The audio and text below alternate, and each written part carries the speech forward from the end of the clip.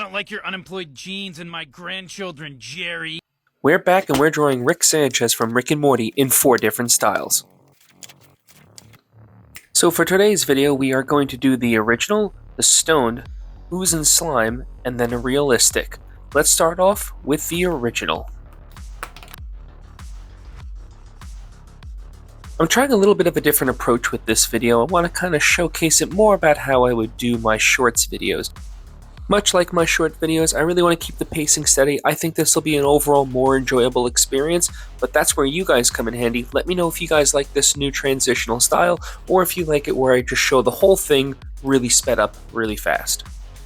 And if you'd like to see more content like this, then please do me a favor, hit that like button, hit that subscribe button, let YouTube know that you really like this content and that you want to see more of these really cool drawings I do.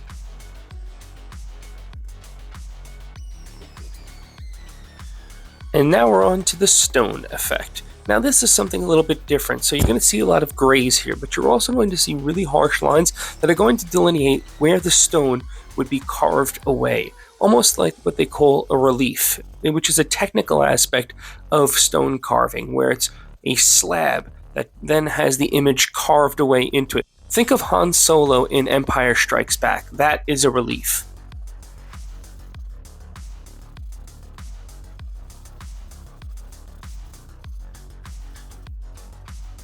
To achieve this effect and to make sure that everything looks like a stone statue, we're going to work in lots of little micro layers. I'm not going to add a lot of color, but I am going to add a little subtlety of blues here and there within the shadows to really pull out the stone textures. I'm going to dot them in because I almost want them to look like the pithing that is in the stone itself, so we don't overdo it. Then we're going to add these nice little lines over the top. This is all just textures. It's tons and tons of textures. That's how you get that really nice stone cracks right here that add that really vibrancy to how it looks like stone.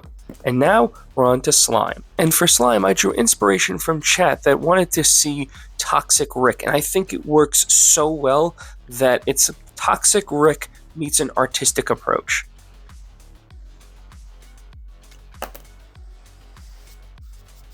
To achieve all of the drippy, slimy textures that you're going to see in this particular section, you're going to have to work with alcohol markers, and that's going to give a nice transparency to it. See, alcohol markers are very, very light. They dry almost transparent, so when you first put them on, you might think it's, oh my god, it's too dark, but they actually dry exceptionally light.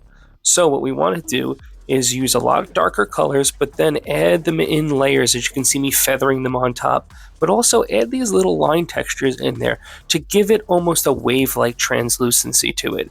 And as you can see, it has this 3-dimensional drippiness to it, which I really love. Then I'll add the paint pens for some really bold shadows and some really bold highlights.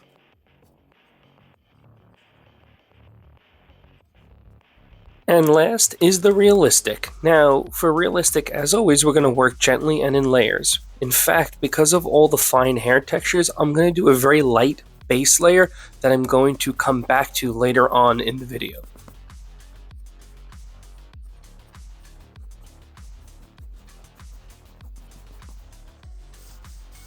A quick tip for anyone that's having problems doing skin textures with colored pencils specifically is I always say add the base layer, but also use the grain texture of the paper to your advantage.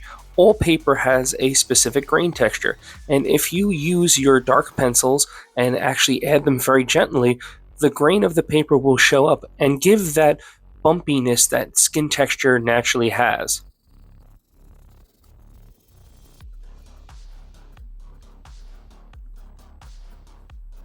And now we're just going to finish up with those second layers of hair that I mentioned earlier and give all those little fine touches. But what do you think? Which section is your favorite? Is it the original, the stone, the ooze, or the realistic? Let me know in the comments. And as always, I'll see you all in the next video.